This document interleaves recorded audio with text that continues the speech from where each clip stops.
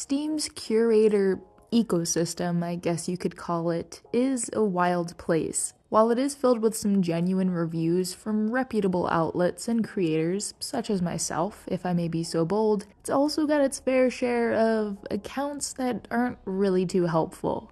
Whether you want to know if a game uses de novo, if it's got ultra-wide support, or if your favorite YouTuber likes it, there's a page for you. Today I want to talk about a pretty niche curator called the Fixed Camera Appreciation Society, which, as you guessed, is putting in the work to find the coolest fixed cam games of the past and those coming to us in the hopefully near future. There are some wonderful games on this page, a lot of horror of course, but also some beautiful and serene games in there too. I encourage you to check it out if any of these look interesting, but if you do need a little more convincing, here are a bunch of games with fixed cameras. None of them are out yet, except for this first one. So the best fixed camera game is Resident Evil, hands down, in all its clunky, grimy glory. Even though it's downright goofy at some points, this is one of the scariest games I've ever played. It was also my first experience with fixed camera angles and tank controls and caused me to fall in love with them.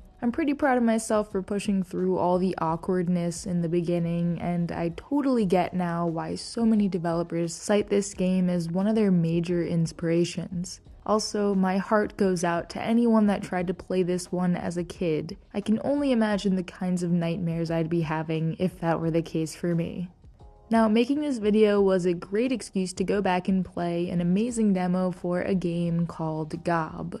I'm not sure if it's still in production, but I sure hope it is because this short section has a wonderful atmosphere and I'd love to explore it more. After a deep slumber, a trip to the vending machine spirals into an unintentional journey underground. Play as Gob to solve the puzzles of your messy home and trudge through the unseen corners of a cavernous tunnel network. Mash things together, break them apart, and observe the environment to get yourself back home. Essentially, this is like a point-and-click game without the pointing and clicking. All you need is a keyboard to play. You have this little handheld device that acts as your menu, and your inventory is limited to whatever you can hold in your two hands. Simple. Just go play it, it's on itch, and maybe if it gets a bunch of new downloads, the dev will give us a development update. God, I really hope they're still making it. I was gonna put Signalis on this list, but I have a feeling most of you already know about that one, especially if you've clicked on this video. So instead, here's a game that's heavily inspired by it, Subversive Memories. It's a game about the horrors of being oppressed by those who should be protecting you. Set during an era of censorship, scavenge through the remains of a military dictatorship, but just know that you're not alone.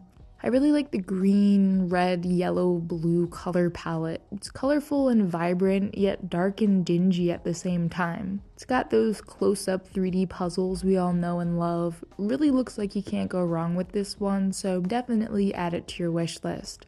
The time I have left is absolutely the most striking game on this list. It's described as a time-driven escape adventure with RPG elements set in a complex underground facility. For one reason or another, you seem to be the last person left in an enormous underground city called Colony 7, and you find yourself marked for death, with 6 hours left to live.